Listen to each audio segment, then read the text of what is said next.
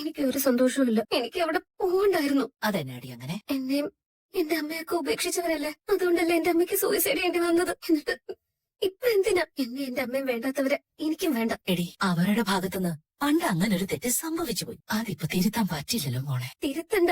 എന്തുമാത്രം സങ്കടം ഉണ്ടായിട്ട് എന്റെ അമ്മ മരിക്കാൻ തീരുമാനിച്ച് എനിക്കിനി ഒരിക്കലെങ്കിലും എന്റെ അമ്മയെ കാണാൻ പറ്റുമോ? അമ്മയെ കൊലക്കി കൊടുത്തവർക്ക് എന്നെ കാണണമെന്ന് അങ്ങനെ വേണ്ട. പോട്ടെ, സാരമില്ല. നിനക്ക് ഇഷ്ടമല്ലെങ്കിൽ പോകണ്ട. നീ വിഷമിക്കണ്ട കേട്ടോ. അങ്കിളെ എന്നാ എന്നതാണെങ്കിലും പറഞ്ഞു. അങ്കിളെ എനിക്ക് പോണം. എങ്ങോട്ട് പോകണം? എന്റെ വീട്ടിലോട്ട്. ഇതല്ല ഞാൻ 2 ദിവസം മുമ്പ് നിങ്ങളോട് പറഞ്ഞത്. അപ്പൊ നിങ്ങൾ പറഞ്ഞു ഉടനെ പോകുന്നില്ല. ഇല്ല, പോകുക. പെട്ടെന്ന് ഇങ്ങനെ ഒരു തീരുമാനം എടുക്കാൻ എന്താ കാരണം? എന്നായാലും പോകണ്ടേ? ഇന്ന് തന്നെ പോയേക്കാം. ഇവിടെ എന്തെങ്കിലും കുറവുണ്ടായിട്ടാണോ? അല്ല, അതല്ല. രോഹിയോട് നീ ചോദിച്ചോ? ചോദിച്ചില്ല. അവന് നീ ഒന്നിച്ചല്ലേ വന്നേ? പോകുമ്പോഴും അങ്ങനെയല്ലേ വേണ്ടേ? രോഹിയേട്ടന്റെ കാര്യം എനിക്ക് അറിയത്തില്ല. ശിവനങ്ങൾ എന്നെ കൊണ്ടുവിടോ? കൊണ്ടുവിടാം. ഞാനാണല്ലോ വിളിച്ചോണ്ട് പോകുന്നത്. ഞാൻ റെഡി ആവട്ടെ? രാവിലെ തന്നെ പോണോ? ആ, പോണം. ശരി, ആയിക്കോട്ടെ. അവൾക്ക് അങ്ങനെ തോന്നി നന്നായി ശിവൻ. നമ്മളുടെ ഉത്തരവാദിത്തം തീരുമല്ലോ. ഞാനും വരാൻ കൊണ്ടുവിടെ. ആ, നീ വരണം. ഞാൻ ഒറ്റയ്ക്ക് പോയാൽ ശരിയാവത്തില്ല. നിക്കടി അവിടെ. എന്റെ 1 തരം ഫോൺ 1.5 ലക്ഷം രൂപയുടെ ഫോൺ നശിപ്പിച്ചതിന് നിന്നെ ഞാൻ വെറുതെ വിടത്തില്ലടി. ഇയാള് കൊണ്ടുപോയേ കേസ് കൊടുക്ക്. നീ ഉണ്ടല്ലോ ഇതേ പോലെ എന്റെ കാൽ ചൂട്ടിൽ വരും. എന്റെ കാല് പിടിച്ച് യാചിക്കും. നമുക്ക് കാണാം. കാണിച്ച് തരാടി ഞാൻ. ദാ, എന്റെ പുതിയ ഫോണാ. പുതിയ സിം കാർഡ് ആക്ടിവേറ്റ് ആയിക്കോട്ടെ. നീ എന്നതാടി വിചാരിച്ചേ? മറ്റേ ഫോൺ ഇടിച്ചു പൊട്ടിച്ച് കളഞ്ഞ ആ വീഡിയോസും ഫോട്ടോസും നശിച്ചു പോകുന്നു. ബാക്കപ്പ് ഞാൻ സേവ് ചെയ്തിട്ടുണ്ടായിരുന്നു. ഞാൻ ഈ ഫോണിലോട്ട് മെമ്മറി ബാക്ക് പഠിക്കുമ്പോ എല്ലാം ഇങ്ങ് വരും. എന്നോടാ മോളെ നിന്റെ കളി. എന്റെ മുമ്പിൽ വന്ന് മുട്ടുകുത്തി നിൽക്കും. എന്റെ പട്ടി വന്ന് മുട്ടുകൊത്തു. ആ വീട് എവിടെയെങ്കിലും ഷെയർ ചെയ്ത് ഞാൻ അറിഞ്ഞ അന്ന് പോലീസിന് കത്ത് എഴുതി വെച്ചിട്ട് ഞാൻ ഈ വീടിനകത്ത് കയറി വന്ന് പെട്രോൾ ഒഴിച്ച് നിന്നെ തീ കൊടുത്തു. നീ നോക്കിക്കോടാ. നീ എന്നോ? നിന്നെ ഇനി ഞാൻ ചേട്ടാന്ന് വിളിക്കോ? നീ പോട പട്ടി. നിനക്ക് ഞാൻ വച്ചിട്ടുണ്ടോ? നീ വെച്ചോണ്ടിരുന്നോ? അവസാനം പൊഴുത്തു പോകത്തേ ഉള്ളൂ. ആ, വാ. നീ പോവാൻ തന്നെ തീരുമാനിച്ചോ? ആ, പോണം. അതന്നെ നിനക്ക് പെട്ടെന്ന് ഒരു മനമാറ്റം. എനിക്കിവിടെ ശരിയാവുന്നില്ല. ഇവിടെ എന്നതാടി ശരിയേട്? നമ്മുടെ വീടല്ലല്ലോ ഇത്. നിനക്കത് നേരത്തെ അറിയാമല്ലായിരുന്നു. അറിയായിരുന്നു. അതിനിപ്പോ എന്താ? നീ പിന്നെ എന്നാത്തിനാ അവിടുത്തെ ചാടി പോന്ന്? അന്ന് ശിവനങ്ങൾ വിളിച്ചപ്പോ പോന്നു. അപ്പോഴത്തെ അവസ്ഥയിൽ അതായിരുന്നു നല്ലത്. ഇപ്പൊ ശിവനങ്ങൾ എന്നെ പറഞ്ഞല്ലോ തിരിച്ചു പോകുന്നത് നല്ലതെന്ന്. അത് ഇത്ര പെട്ടെന്ന് വേണമായിരുന്നോ? രോഹിയേട്ടൻ പോരണ്ടെന്നേ. ഇവിടെ തന്നെ താമസിച്ചോ? കുറച്ചു നാളും കൂടെ കഴിഞ്ഞ് പോന്നാ മതി. നീ പോയി കഴിഞ്ഞിട്ട് ഞാനിവിടെ വന്നാ ശരിയാവത്തില്ല. അതിനെന്നാ കുഴപ്പം? രണ്ടുപേരും ഒന്നിച്ചല്ലേ വന്ന് പോകുന്നത് ഒരുമിച്ച് മതി എന്ന് അങ്കിള് പറഞ്ഞ എനിക്കത് ക്ഷീണമാ. അങ്കിളല്ലേ? അങ്ങനൊന്നും പറയത്തില്ല. രോഹിയേട്ടന് ഇഷ്ടമുള്ളപ്പോ പോയാ മതി എന്നേ പറയത്തുള്ളൂ. അത് വേണ്ട, ഞാനിവിടെ പോവാം. വേണ്ട രോഹിയേട്ടാ. രോഹിയേട്ടൻ ഇവിടെ തന്നെ നിന്നോ. തറവാടല്ലേ, ആരും പറയത്തില്ല പോവാൻ. അതല്ലടി, നമ്മൾ സ്പിറ്റായി പോയല്ലേ. ഒരിടത്തൊരു ബലം കിട്ടത്തില്ല. അവിടെ നീ ഒറ്റയ്ക്കായി പോവും. അച്ഛനും അലീനയും കൃഷ്ണയും ഒറ്റ കേട്ടാ. നിന്നെ അവിടെ വിട്ടിട്ട് ഞാനിവിടെ നിന്നാ അമ്മ എന്നോട് ദേഷ്യപ്പെടും. ഞാനും കൂടി നിന്നോടൊപ്പം വരിക എന്നുള്ളതാണ് ബെറ്റർ ചോയ്സ്. ഓക്കെ, അപ്പൊ ഇവിടുന്ന് പോയാ രക്ഷപ്പെട്ടെന്നാണോടി നിന്റെ വിചാരം? നീ രക്ഷപ്പെടത്തില്ലടി. നീ എവിടെ പോയാലും എന്റെ കയ്യിൽ നിന്ന് രക്ഷപ്പെടത്തില്ല. എന്റെ കാര്യമേ ഞാൻ നോക്കിക്കോളാം. നിനക്ക് 8ന്റെ പണി കിട്ടിയില്ലെങ്കിൽ എന്നെ പട്ടീന്ന് വിളിച്ചോ. അത് ഞാൻ എന്നെ 100 വട്ടം വിളിച്ചു കഴിഞ്ഞു. എനിക്ക് നിന്റെ ഫോൺ പിടിച്ചു വാങ്ങാനും നശിപ്പിക്കാനും അറിയാഞ്ഞിട്ടല്ല. പോട്ടെ പോട്ടെ എന്ന് വിചാരിച്ചു വിട്ടതാ. നീ കൊണ്ടേ നശിപ്പിച്ചോ. എനിക്ക് നിന്റെ പരട്ട ഫോൺ എന്നാത്തിനായിട്ട് നിന്റെ മറ്റവനെ കൊണ്ടുപോയി കൊടുക്ക്. ആ, നിങ്ങൾ റെഡിയായോ? കമലേ, എന്താ ശിവേട്ടാ? നീ ഇങ്ങോട്ട് വന്നേ. അല്ല, രോഹിത് എവിടെ? ഇപ്പൊ വരും. നിങ്ങൾ പോവാൻ റെഡിയായോ? എന്നോട് പറഞ്ഞതല്ലേ പോകുന്നു. വല്ലതും കഴിച്ചിട്ട് പോയാ പോരെ? ബ്രേക്ക്ഫാസ്റ്റ് പോലും കഴിക്കാതെ ഓടി ചെന്നിട്ട് എന്നാത്തിനാ? എന്നാ ശരിയാവത്തില്ല. കടപ്പാട്ടൂരിലേക്ക് ആദ്യം പോണം, എന്നിട്ട് വേണം ഹോസ്പിറ്റലിലേക്ക് പോകാൻ. അത് കഴിഞ്ഞ് കോട്ടയം പോണം ട്രാവൽസിൽ. ടിക്കറ്റിന്റെ കാര്യം ശരിയാക്കണം. വേറെ കുറച്ച് പർച്ചേസ് ഉണ്ട് എനിക്കും രാജീവിനും. അപ്പൊ ഞാൻ ബ്രേക്ക്ഫാസ്റ്റ് ഉണ്ടാക്കുന്നൊക്കെ വെറുതെ ഉണ്ടാക്കിയില്ലല്ലോ. ചെയ്തോണ്ടിരിക്കുവല്ലേ? ഒരു സ്റ്റോപ്പ് മെമ്മോ കൊടുത്ത് നിർത്ത്. പിന്നൊരു കാര്യം, ഇവരെ അവിടെ കൊണ്ടുവന്ന് വിട്ടിട്ട് ചുമ്മാ തലയും കുറിച്ച് ഇറങ്ങി പോരരുത്. ബാലേന്ദ്രനോട് നല്ല 4 വർത്താനം പറഞ്ഞിട്ടേ ഇങ്ങോട്ട് പോരാവൂ. എന്ത് വർത്താനം പറയണം എന്നുകൂടി കമലെടുത്തി ഒന്ന് പറഞ്ഞു തരണം. നിന്റെ മക്കളെ വളർത്തേണ്ടത് നിന്റെ ചുമതലയാ. ഞങ്ങൾക്ക് മനസ്സിലാന്ന് പറഞ്ഞേക്കണം.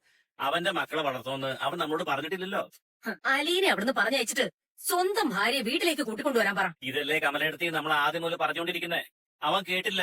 ഇനി പറഞ്ഞ കേക്കൂ. എന്നെ ചൂലിനെ അടിച്ചിറക്കിയവനവൻ. അവരോട് നിങ്ങൾക്ക് രണ്ടുപേർക്കും ഒന്നും പറയാനില്ലേ? എന്റെ കമലെടുത്തി, ഞങ്ങളിപ്പോ ഈ പിള്ളേരെയും കൊണ്ട് അങ്ങോട്ട് പോകുന്നത് ബാലേന്ദ്രനും വൈദ്യം കൂടെ എങ്ങനെയെങ്കിലും ഒന്ന് ഒത്തുപോകണമെന്ന് നിർബന്ധിക്കാൻ വേണ്ടിയാ. അതിനിടയ്ക്ക് കുത്തിത്തിരിപ്പും വെല്ലുവിളി എടുത്തിട്ടാല് അവൻ പുല്ല് പോലെ ഞങ്ങൾ അവോയ്ഡ്. ഇനി എന്തിനാ അവിടെ ചെന്ന് നാണക്കേടെ ഇറന്നു വാങ്ങും? അല്ലെങ്കിലും എനിക്കറിയാം നിങ്ങളെ കൊണ്ട് ഒന്നിനും കൊള്ളത്തില്ല. നമുക്ക് ആവശ്യത്തിലുള്ള മോട്ടിവേഷൻ കിട്ടിയില്ലേ?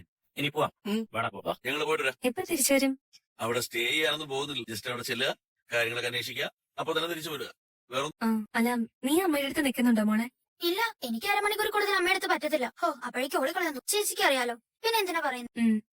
തിരിച്ചു വരുമ്പോ തൈര് വാങ്ങിച്ചോണ്ട് വരണേ, 3 പാക്കറ്റ്. ശരി, പോയിട്ട് വരാവേ. ഹലോ മനുവേട്ടാ. അലീന, നീ വീട്ടിലുണ്ടല്ലോ അല്ലേ? അയ്യോ, ഞാനിവിടെ തന്നെ ഉണ്ട്. എവിടെ പോവാനാ? എന്താണ് പ്രോഗ്രാം? എന്റെ പ്രോഗ്രാമോ? പറ. ഡയറി എടുത്ത് നോക്കട്ടെ. 1 മിനിറ്റ്. ഉച്ചയ്ക്ക് പാലം ഉദ്ഘാടനം, 4 മണിക്ക് മൈതാന പ്രസംഗം, 7 മണിക്ക് അനുശോചനം, 9 മണിക്ക് സർവമത സൗഹാർദ്ദ സമ്മേളനം, ഇത്ര മതിയോ മനുവേട്ടാ? ഞാനോട് വരുന്നു നിന്നെ ശരിയാക്കി തരാം കേട്ടോ. പാവാളൊന്ന് വിചാരിച്ചപ്പോ വെള്ളച്ചില്ല. മനുവേട്ടനിപ്പോ എവിടെയാ? ഞാൻ അങ്ങോട്ട് വന്നോണ്ടിരിക്കുക. ഇങ്ങോട്ടെന്ന് പറഞ്ഞ കടപ്പാട്ടൂര്? ആ എന്തേ എനിക്ക് അങ്ങോട്ട് വന്നൂടെ? വലുതും കഴിച്ചിട്ട് വരണേ, ഇവിടെ ഒന്നുമില്ല. അയ്യോ അവിടെ കുറെ പേര് പട്ടിണിയായിരിക്കും. ഇന്ന് നീ വെച്ച ചോറിനിട്ടേ ഞാൻ അവിടുന്ന് പോയിരുന്നു. അങ്ങനെയാണെങ്കിലേ ആ കൊട്ടാരമറ്റം ബസ് സ്റ്റാൻഡിന്റെ ബാക്കിൽ ഫിഷറീസിന്റെ ഒരു ഫിഷ് മാർക്കറ്റ് ഉണ്ട്. അവിടെ നിന്ന് നല്ല ഫ്രഷ് ആയിട്ടുള്ള ഫിഷ് വാങ്ങിക്കൊണ്ട് വരണേ. അതെ എടി ഞാൻ നിന്നെ കെട്ടിയവനൊന്നും ആയിട്ടില്ല. നീ ഇപ്പോഴെങ്ങനെ ഓരോന്ന് ആവശ്യപ്പെട്ട് തുടങ്ങിയ കുറച്ച് കഴിയുമ്പോൾ ആയിരിക്കും എന്റെ അവസ്ഥ. എന്റെ പോക്കറ്റ് കീറോ? മനുവേട്ടാ വേണ്ട വേണ്ട. അല്ല ഞാൻ ഒന്ന് ചോദിക്കട്ടെ, ഈ കടപ്പാട്ട ഒരു വീടിന് പുറത്തിറങ്ങാത്ത നീ ഈ ഫിഷ് മാർക്കറ്റ് ഒക്കെ എങ്ങനെ കണ്ടുപിടിക്കും? ആരാ പറഞ്ഞത് ഞാൻ ഇറങ്ങാറില്ലെന്ന്? ഞാനിപ്പോ പുറത്ത് പോയി സാധനങ്ങളൊക്കെ വാങ്ങാറുണ്ട്. ഓ പിന്നെ ഞാൻ വിളിച്ചേ വേറൊരു കാര്യം പറയാൻ വേണ്ടിട്ടായിരുന്നു. അച്ഛനും കൊച്ചച്ഛനും അങ്ങോട്ട് തിരിച്ചിട്ടുണ്ടെന്ന് അമ്മ പറഞ്ഞു. അവരിപ്പോ തന്നെ എത്തിയേക്കും. കൂടെ ബബിതയും രോഹിയുണ്ട്. അവരെ രണ്ടുപേരും അവിടെ കൊണ്ടുപോകാൻ വേണ്ടിട്ട് അച്ഛനും കൊച്ചച്ഛനും വരും. ആണ്, വളരെ സന്തോഷം. എന്നോട് അവർക്ക് ഭയങ്കര ദേഷ്യം.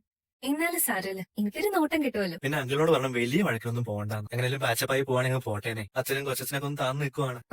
അച്ഛനെവിടെ ഇല്ല മനുവേട്ടാ, കൃഷ്ണമോളെയും കൂട്ടി ഹോസ്പിറ്റലിൽ പോയിരിക്കാം.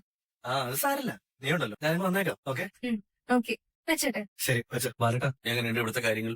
ഇവിടെ ഒരു കുഴപ്പമില്ല. സുഹൃത്തിനെ കുറച്ച് മുമ്പാ പോയത്. നോക്കാമേ കാണുന്ന ആഗ്രഹം. അതിനെന്താ കയറി കാണാലോ. അവളെ ചെല്ല്. അച്ഛൻ വരുന്നില്ലേ? അത് നീ പോയി കാണുക, ഞാൻ പറയാവുന്നോളാം. എന്നാ ഞാൻ കയറുവാണേ. ആ. അമ്മേ നീ എങ്ങനെ വന്നേ?